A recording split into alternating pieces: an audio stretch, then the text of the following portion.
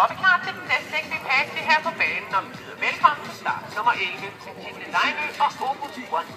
Vi bliver start nummer 12, Sara S. Larsen og Birkholm Larsen om at holde klar på opvarmning.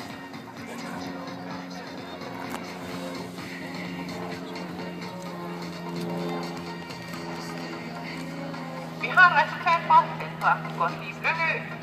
Dommerne gav hende karakteren 7,25. Hun havde en fejlfri runde her på banen og kom til finalen uden fejl og slutter således med resultatet 7,25.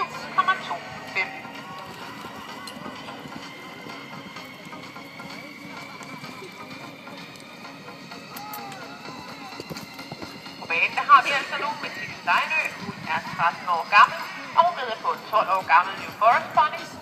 Hun har reddet 2 stævner med placering i Elby og har haft pony i 6 uger. Træneren det er Rune Vestergaard. Hun drømmer om at blive B-rytter, og sponsorerne er mor og far.